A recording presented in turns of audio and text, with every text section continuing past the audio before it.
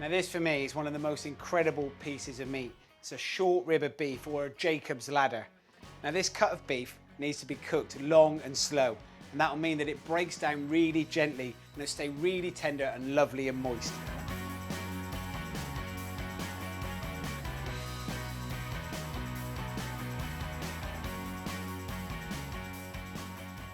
Just going to knock up a dry rub that's going to sit on top of that beef, give it loads of flavour.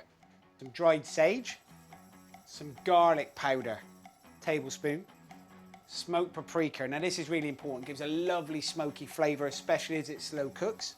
Some dried thyme, as opposed to using a fresh herb that'll be completely disappeared at the end of 5 hours of cooking. Some celery salt, gives a nice fragrant kind of kick to it.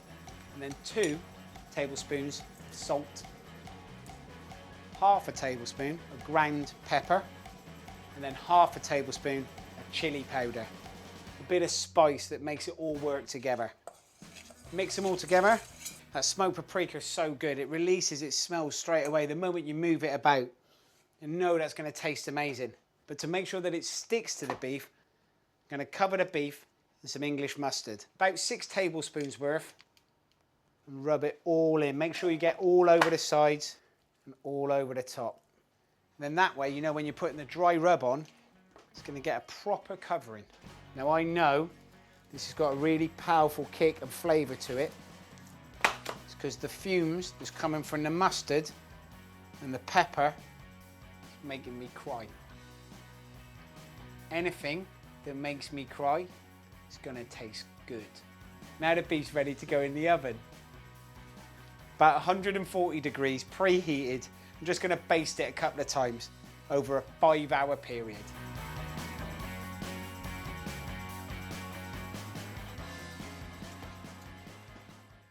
Okay, that beef has been in the oven for nearly 5 hours and it is looking amazing. I've basted it a couple of times, and the next thing that's going to go on the top is an incredible, fantastic tasting and sweet and sticky glaze. The first thing that's going to go into the glaze is black treacle.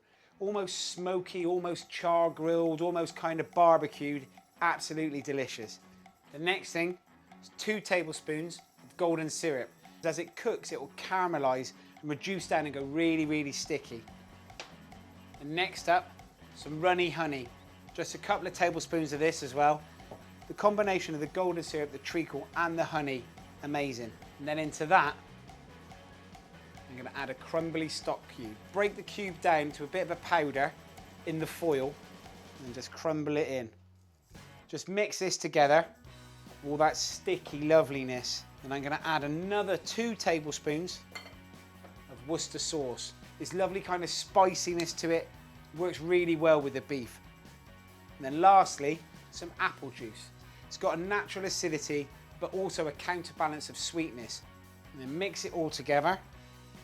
As it reduces down and glazes, it'll intensify, and it'll just give a lovely outer crust to that robust, beautifully tasting piece of beef. Really dark, it's really rich. You know it's going to be so intense.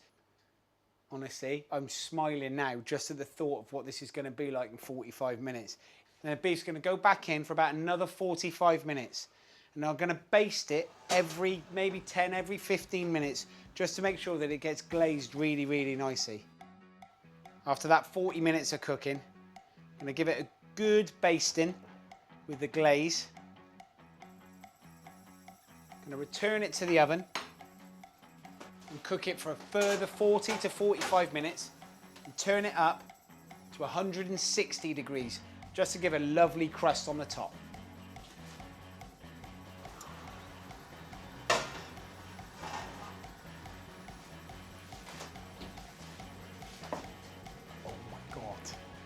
That just looks incredible. It smells amazing. I cannot wait to get in and eat that. But it's a little bit uptight. It needs to relax a minute. So I'm going to give it a little tinfoil jacket, keep it warm, and then we can come back and then we can eat it.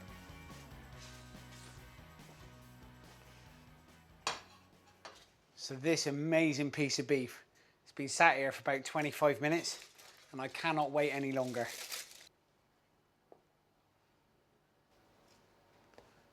Oh, you can hear the crust cracking on that. You know it's going to be texturally and tasting amazing. So you kind of pull it apart. You can see all those lovely shards and strands of meat. It's so delicious looking. That fat content is beautiful. It's kept it really moist. And that slow cooking process to make sure it's really tender. It's one incredible, amazing looking bit of beef, that.